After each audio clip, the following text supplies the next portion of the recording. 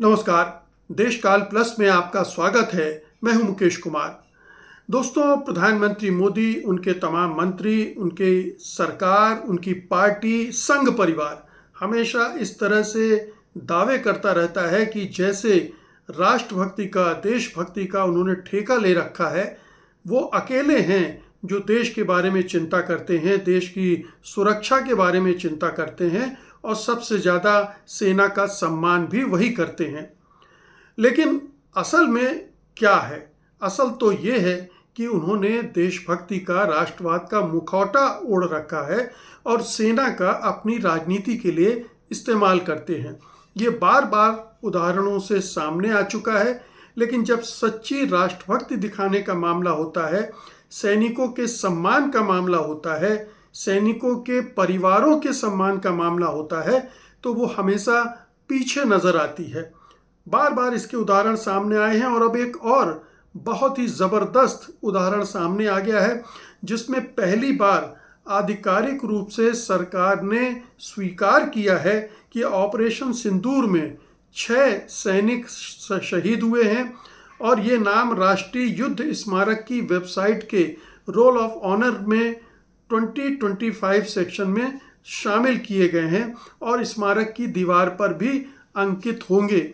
इनके नाम भी बताए गए हैं: सूबेदार मेजर पवन कुमार, मुख्यालय 10 infantry brigade, rifleman Sunil Kumar, Vir Chakra 4 Jammu Kashmir light infantry, lance Naik Dinesh Kumar 5 field regiment, Agniveer aviation technician Mude Murali Naik 851 light regiment, havildar Sunil Kumar Singh 237 field workshop और सार्जेंट सुरेंद्र कुमार भारतीय वायुसेना 39 विंग। इनके नाम आज साल भर से ऊपर हो गया है, तब जारी किए हैं, तब सरकार स्वीकार कर रही है कि ये 6 सैनिकों की मौत हुई है। अब ये जाहिर है कि एक बड़े विवाद का रूप ले चुकी है और विवाद का रूप लेने की सबसे बड़ी वजह यह है कि रक्षा मंत्री राजनाथ सिंह ने संसद के अंदर बड़े ही इत्मीनान से, बड़े ही आत्मविश्वास से छाती ठोक कर ऐसी बात कही थी जो इसके ठीक उलट है। उन्होंने संसद में विपक्ष के सवालों के जवाब देते हुए कहा था कि आपको अगर सवाल पूछना है तो ये पूछिए कि ऑपरेशन में किसी जवान की क्षति हुई है या नहीं, तो उसका उत्तर है नहीं। और जब उन्होंने कहा नहीं तो पूरे सत्ता पक्ष ने तालियां बजाई, मेज थपथपाकर इस बयान का स्वागत किया और एक तरह से ये ढिंढोरा पीटा कि देखिए, ऑपरेशन सिंदूर इस तरह का ऑपरेशन था कि हमें कोई नुकसान नहीं हुआ है और इसे वाहवाही, अपनी पीठ ठोंकने जैसा उन्होंने प्रस्तुत किया। लेकिन इस मज़ेदार बात यह है कि राजनाथ सिंह ने जुलाई में ये बयान दिया था। इसके पहले मई 2025 में ही जो DGMO lieutenant general Rajiv Ghai ने प्रेस ब्रीफिंग में स्पष्ट रूप से कहा था कि we lost 5 soldiers in operation Sindoor, और उन्होंने इन शहीदों को श्रद्धांजलि भी दी थी। लेकिन राजनाथ सिंह ने अपने ही सेना के DGMO द्वारा प्रेस कॉन्फ्रेंस में दी गई इस जानकारी को गलत कहा और वो भी सदन के अंदर कहा। ये माना जाता है कि संसद के अंदर सरकार जो भी तथ्य रखेगी, जो बात करेगी, वो फैक्चुअली करेक्ट होगी, वो झूठ नहीं होगी। लेकिन देश का रक्षा मंत्री सदन के अंदर खड़े होकर इस तरह के दावे कर रहा है और ये बहुत ही शर्मनाक है, क्योंकि ये उन शहीदों का भी अपमान है जिन्होंने इस युद्ध में, इस जंग में अपना योगदान दिया, अपनी शहादत दी, जान गंवाई। लेकिन इसे छिपाया गया, 1.25 साल तक छिपाया गया। जिस शहादत को पूरे देश को जानना चाहिए था, राष्ट्रीय चेतना में उसको अंकित होना चाहिए था, इन वीर सपूतों के नामों को उसको साल भर तक छुपाए रखा गया, केवल इसलिए कि लोगों को ये लगे कि ऑपरेशन सिंदूर में भारत ने कुछ भी नहीं खोया है। भारत ने पाकिस्तान के दांत खट्टे कर दिए, उसके सैनिक अड्डों को तबाह कर दिया और जो आतंकवादियों के ठिकाने हैं उनको नष्ट कर दिया, ये तो बताया। लेकिन शहीदों, हम ये भी मान सकते हैं कि बहुत सारी चीज़ें छिपाई जाती हैं कि हमें कितना नुकसान हुआ ये समझ में आता है, लेकिन शहीदों के नामों की घोषणा न करना उनकी शहादत का भी अपमान है और उनके परिजनों, उनके परिवार वालों के साथ भी अपमान है कि उन्हें भी इस सम्मान से वंचित रखा गया 1.25 साल तक। और इसमें पूरी सरकार शामिल थी, इस षड्यंत्र में राजनाथ सिंह खुद शामिल थे। और कायदे से होना चाहिए था कि जिन्होंने शहादत दी है, बाकायदा उनको जो सैन्य सम्मान होता है, राष्ट्रीय सम्मान होता है, उसके साथ विदाई दी जाती, उनके परिजनों को सूचित किया जाता, उनके गांव में शव ले जाते हैं ताकि उनके जो परिचित और मित्र हैं वो भी अपने श्रद्धा सुमन अर्पित कर सकें।